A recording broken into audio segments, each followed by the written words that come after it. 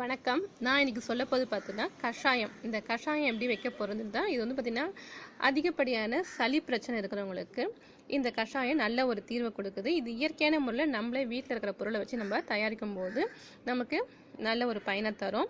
இப்போ இருக்கிற கொரோனா டைமில் நீங்கள் இந்த கஷாயம் வச்சு குடிக்கிறது ரொம்ப ரொம்ப நல்லது. இந்த கஷாயம்னு சொல்லும்போது வாரத்தில் 2 முறை மட்டும் வச்சு குடித்தா போதும். ஏன்னா அதிகப்படியான சூடு ஓகேங்களா, அதிகப்படியான சூட்டு கிளப்பி விட்டுரும் இது. அதுக்காக நம்ம என்ன பண்ணோம், வாரத்தில் 2 முறை மட்டும் குடித்தா போதும். அரை டம்ளர் குடித்தா போதும். இந்த கஷாயம் வந்து பார்த்தீங்கன்னா உடலுக்கு நோய் எதிர்ப்பு சக்தியை அதிகரிக்குது. ஓகேங்களா, இந்த கஷாயம் பார்க்கும்போது 2 டம்ளர் தண்ணிக்கு 1 டம்ளர் தண்ணி வர வரைக்கும் நீங்கள் கொதிக்க வச்சு நீங்கள் வடிகட்டி குடிக்கணும். இது வந்து பார்த்திங்கன்னா மிளகுன்னு சொல்லும்போது 2 ஸ்பூன் மிளகை நீங்கள் தூள் பண்ணி போட்டுக்கோங்க. மஞ்சள் தூள் ஒரு அரை ஸ்பூன் போட்டுக்கலாம். அதுக்கப்புறம் இஞ்சி கொஞ்சம் நசுக்கி போட்டுக்கோங்க. சுக்கை நசுக்கி போட்டுக்கோங்க. பட்டை ஒரு 2 துண்டு எடுத்துக்கோங்க. இதுக்கப்புறம் சன்ராஸ்டகம் கொஞ்சம் இடித்து போட்டுக்கோங்க. அதுக்கப்புறம் நிலவேம்பு பொடி ஒரு அரை ஸ்பூன் போட்டுக்கலாம். கடுக்காய் பொடி ஒரு அரை ஸ்பூன். அதுக்கப்புறம் துளிரான இலை வேப்ப இலை எடுத்துக்கலாம்.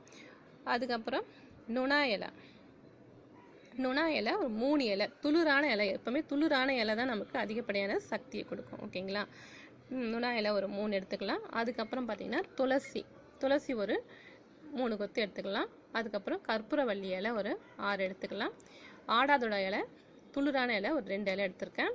அதுக்கப்புறம் வெத்தலை ஒரு 2. இதெல்லாம் நீங்கள் போட்டுட்டு 2 டம்ளர் தண்ணிக்கு 1 டம்ளர் தண்ணி வர வரைக்கும் நீங்கள் கொதிக்க வச்சு வடிகட்டி நீங்கள் குடிச்சு பாருங்கள். நல்ல ஒரு தீர்வு உங்களுக்கு கொடுக்கும். பயனுள்ளதாக இருக்கும்னு நினைக்கிறேன். மற்ற ஃப்ரெண்ட்ஸுங்களும் நீங்கள் சொல்லுங்கள். நன்றி, வணக்கம். கமெண்ட் பண்ணுங்க, ஷேர் பண்ணுங்க. எங்களோட